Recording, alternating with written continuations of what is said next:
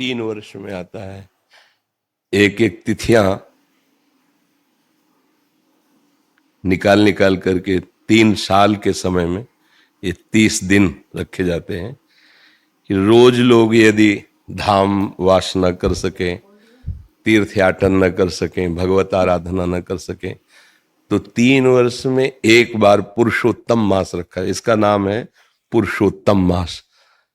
केवल भगवत आराधना के लिए ही ये रखा गया है कि आप प्रतिदिन अपने गृह कार्यों में जो छोटी मोटी पूजा आराधना करते हैं, लेकिन ये 1 महीना ये भगवान का नाम पुरुषोत्तम, ये भगवान का मास है। इसमें आप साधु सेवा, ठाकुर सेवा, नाम जप, परिक्रमा, जो भी भागवती का आचरण करेंगे उसका विशेष लाभ प्राप्त होगा। ये केवल भागवती का आचरण करने के लिए 1 महीना रखा गया है। इसमें प्रायः जो धार्मिक जन होते हैं तीर्थयाटन करते हैं, ब्रज 84 कोष की परिक्रमा करते हैं, मंत्र जाप का अनुष्ठान लेते हैं, या व्रत पूर्वक रहते हैं कि 1 महीने में एक बार ही अन्न पाएंगे और रात दिन भजन करेंगे, या हम फल से रहेंगे, दूध फल से रहेंगे, साधना करेंगे, परिक्रमा कर, ये भगवत प्रीत्यर्थ समय बिताने के लिए 3 साल में सबके लिए रखा गया। क्योंकि जो साधन में लगे उनके लिए तो रोज पुरुषोत्तम ही है, क्योंकि प्रतिपल भगवान में लगे हुए हैं। लेकिन जो गृहस्थी में, संसार में, बोले अब तो चलो ना, पुरुषोत्तम मास है, ये 1 महीना भगवान के लिए है। तुम परिक्रमा करो, कोई अनुष्ठान करो, किसी ग्रंथ का अनुष्ठान, मंत्र का अनुष्ठान, साधु सेवा, तीर्थावगाहन, नाम जप, भगवत विग्रहों के दर्शन, ये इसलिए बनाया गया पुरुषोत्तम मास। और आप सबसे प्रार्थना है कि हमें मानव जीवन भगवान ने दिया है, पूर्व पुण्यों से हमारा जन्म एक अच्छे प्रतिष्ठित, जो भारत सरकार द्वारा सम्मानित पदों हैं उनके घरों में हुआ है, या हमारा जन्म किसी गरीब के घर में हुआ है, वो हमारे कर्म के संयोग से हुआ है। अब हमारा कोई कर्म न बिगड़ने पावे।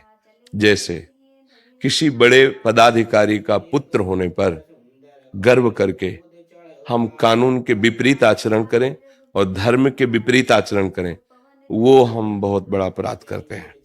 माना कि प्रगट में आपको शासन छूट दे सकता है, मतलब क्योंकि आप पद में हैं, लेकिन हमारा भागवतिक शासन ये बर्दाश्त नहीं करेगा कि आपको बहुत बड़ा अवसर मिला है, आप अपने पिता के वैभव और प्रतिष्ठा के साथ जुड़ करके आप हमारे देश की उन्नति का कारण बने।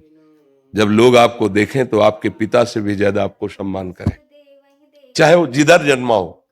हम किसी एक व्यक्ति के लिए नहीं कहते। कोई एक अपने पास आए हुए थे, बाद में कुछ लोग वहीं उसी प्रांत के जो शब्द बोले, वो किस कारण से? उनके पुत्र के आचरण के कारण से। वो बात हमें स्मरण में रही। इसलिए हम प्रार्थना करते हैं कि कोई भी पद आपको मिला हो, आप स्वयं ऐसे आचरण कीजिए जिससे हमारा भारतीय जन और हमारे भगवान दोनों प्रसन्न हो। कहीं कोई ऐसा पदाभिमान का दुरुपयोग न हो, कहीं कोई ऐसे पावर का दुरुपयोग न हो जिससे कोई असहाय गरीब आपको शाप दे दे। जैसे अंदर से हुआ कि ठीक है आप बहुत बड़े हो, आपके पास पावर है, लेकिन भोगोगे तुम जैसा कर रहे हो। तो वो तपस्वी नहीं, वो मंत्रवेत्ता नहीं है, उसे गरीब के हाय कहते हैं। वो मंत्र से भी ज्यादा जोर लगेगी जाके। इसलिए इस बात से डरा जाए कि कहीं असहाय दीन गरीब को हमारे द्वारा ऐसा कोई दुख न पहुंचे, और कहीं मैं अपने पूर्वजों द्वारा कमाई हुई यश कीर्ति को अपने आचरणों द्वारा कलंकित न कर दें। हम अपने देश की सेवा में आवें, हमारा पवित्र आचरण हो, क्योंकि मनुष्य जीवन बहुत दुर्लभ जीवन है।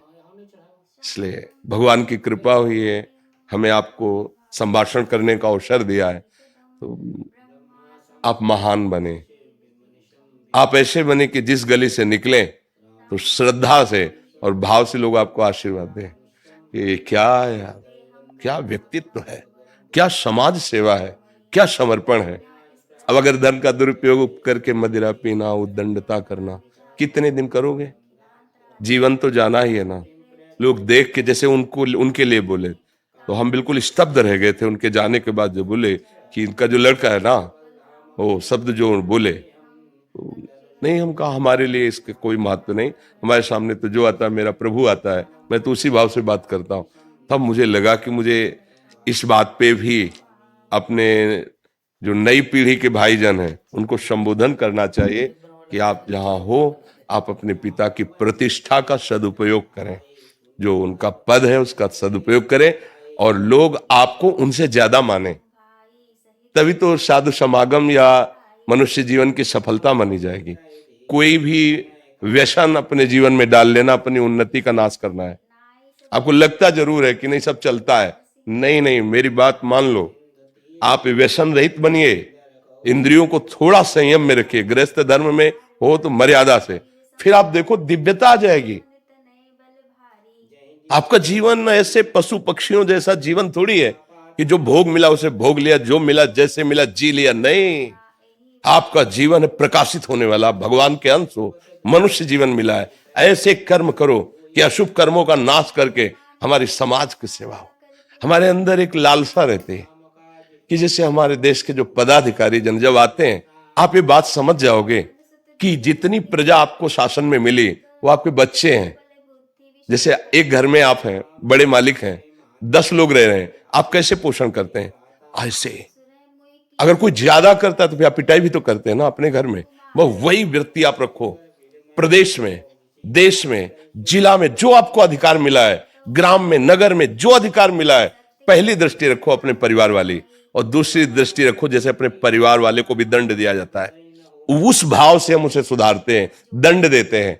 कहीं हम अपने अभिमान का पोषण न करें, कहीं हम अपनी आदतों को गंदी आदतों में न ले जाएं, कहीं हमारे द्वारा ऐसा आचरण न हो कि पद की निंदा की जाए या पदाधिकारी जो हमारे माता पिता हैं उनकी निंदा की जाए। सावधान होकर चला जाए तो जीवन भगवान की कृपा से प्रकाशित हो जाएगा। आज हम गाथा गाते हैं अपने देशभक्तों की, नहीं गाते? वंदे मातरम चूम के फांसी डाल ली। हम उसी भूमि में पैदा हुए हैं, हम उसी भूमि में हैं जो हमारे देश के लिए छाती चौड़ी करके गोलियां खाते हैं और अवसर मिलता तो गला उतार लेते हैं।